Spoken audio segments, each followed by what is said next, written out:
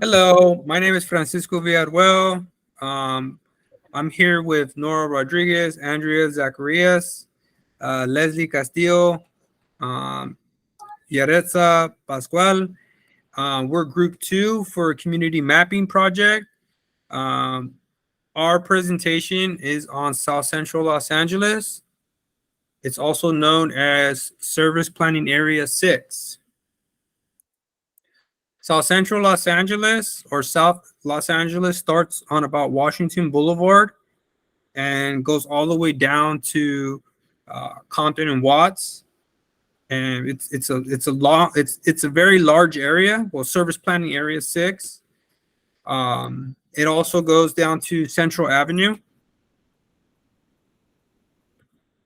The story and geographical area of South Central is south of downtown LA and is made up of dozens of small communities. It's also known for police brutality against minorities in communities, which still affects people today. The influence that have occurred throughout the history of South Central, like riots and redlining, help shape the community that people live in today. I could say through experience, my family went through the first 1965 riots, which was called the Watts Rebellion. Um, the things that they went through, even though it was a long time ago, it affected me as I was growing up and being parenting by my parent. And I ended up in gangs. I ended up involved in crime. I ended up incarcerated. And we're talking about just one family out of hundreds of thousands of family who are affected by these rioting. Um, Also, I would like to kind of emphasize redlining. Redlining was done in the 1930s and 60s as a form of segregation and discriminatory towards lending money to minorities and for them not to have any home ownerships. So there was already like this big barrier against minorities who lived in this area. There's a lot of challenges that these people face, a lot of barriers, and these things are still very much prevalent today. It's sort of like the aftermath of a lot of things happening in a long period of time. Um, Now, when we get into transportation, there is a lot of transportation, public transportation throughout South Central or Spot 6, I should say. There's buses and trains. Almost every main street has a bus that can get you to one of the trains. The trains, you could find one on Crenshaw Boulevard. You can find it on Exposition. You can find it on Long Beach Boulevard. And you can also find it on or by the 105 freeway that just runs parallel with Imperial Highway. There are a lot of community-based agencies, nonprofits like People's Concern, LASA, Brilliant Corners, PATH, Hopix, and many others. Mental health services is a huge in South Central. There's Southern California Health and Rehabilitation Program. There's Barbara and Floyd Medical Associates. There's Kendrick. There's Exodus. There's West Central, Augusta Hawkins, and that's just to name a few. There are several others, but the list can go on. There are numerous shelters across South Central and reentry hubs for those being released from incarceration, and also those that are unhoused. There's a lot of hospitals, just to name a few: Martin Luther King Hospital, California Hospital, Dignity Health by Downtown, General Hospital in Santanella. There are a lot of there's a lot of corner stores than grocery markets. And what I mean by that, I also believe they're called desert markets. So these stores are like ran by mom and pops. You'll find like a lot of chips, instant food. You might find some things that you could cook on your own, like like rice and beans and things like that. But there's going to be a lot of canned goods and dry food. And to get to an actual like really good grocery market, depending on where you live in Spot 6, you might have to drive a little ways to get there. Other than that, you're going to probably end up at one of these corner stores. There are a lot of affordable housing opportunities in South Central. There are also a lot of project-based apartments, which recently have been modernized through a variety of housing entities. Um, there's still a lot of redlining going on in SPA 6 that kind of prevent people from like home ownership or even owning housing outside of SPA 6. It still occurs today, and it's definitely having an impact on the community. Um, this picture here is from the 1965 Watts Rebellion. And if you notice, you see minorities hemmed up against the wall. In Los Angeles LAPD, they're definitely not minorities. They definitely have a lighter skin tone. This is the aftermath. My father, on 103rd and Wilmington, their bakery was burned down. A lot of things were burned down, and people had to start all over from scratch. To this day, he's still angry about it, and this happened in 1965. He completely, you can't have a conversation with him without him becoming angry and wanting to walk away. This is the 92 riots. A lot of things have been happening to minorities throughout the years, and sometimes people need to make noise to be heard, and this is definitely one of those situations where people wanted to be heard. Sadly, I don't think they were heard enough.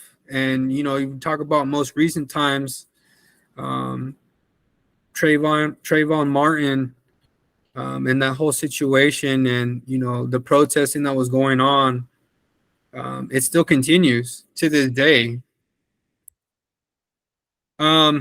In the early 1990s, there was a lot of race riots against Black and Brown, but in most recent times, there's a lot more unity in South Central or SPA 6.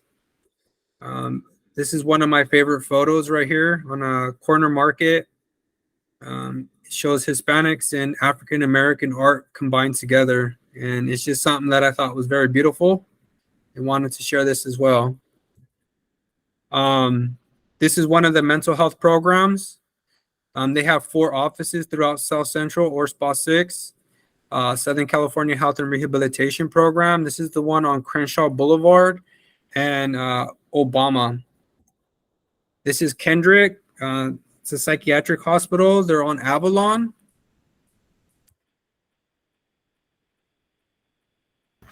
And some of the strengths and challenges that we identified, some of the strengths are that people are giving back to the community.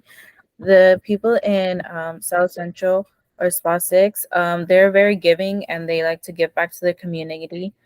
And advocacy is there too. Like a lot of the agencies like to advocate for their patients, and those in the streets also like to advocate for themselves.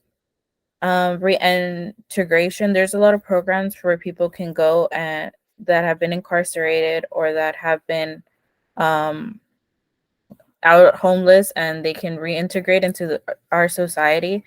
And then there's many mental health programs to help those with mental health, and there are resources that are available through there are still institutional limitations and barriers, which is also known as redlining, as mentioned earlier. And then there's SUD services as well that many people can go and receive that need it. Institutional barriers such as redlining, as mentioned earlier, is one of the reasons why many people can't get services if they really need them and looking for them. Gentrification can be seen as positive or negative, as well as lack of educational resources because some of the schools don't have that proper education for the students depending on what schools they go to, and sometimes they may need to go into magnet schools, which sometimes need transportation through bus. And gangs and crime is also high, as well as drugs, and then lack of knowledge about agencies with resources to provide to the community, because some people either feel bad for going to go ask for help, feeling like they're going to be stereotyped as ill. And then sometimes the agencies don't do well in promoting what resources they have for the specific communities. And then some macro level recommendations are to have more agencies mobilize resources.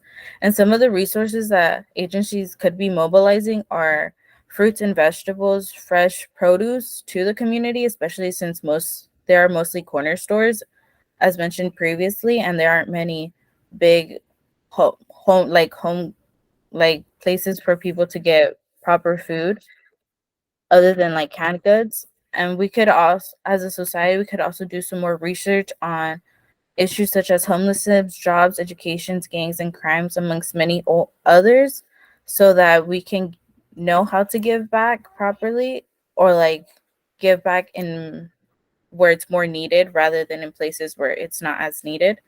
And then addressing inequality and lack of education or resources in the school system, because as mentioned previously, some of the school systems don't have the proper education, especially in South Central, for the O's that live there, and some can't afford to apply their children to magnet schools. And so, therefore, their education is very low and they can't, and which makes them more vulnerable to not wanting to go to college and stuff like that. Mm. And then here we also provided some resources such as GARP, which is in Linwood, Kendra Community Health Center, which is on Avalon, and then hospice, and some of the medical places where many people in South Central go to, like Martin Luther King Medical and Dignity Health California Hospital. Thank you so much, and I hope we were helpful. Thank you.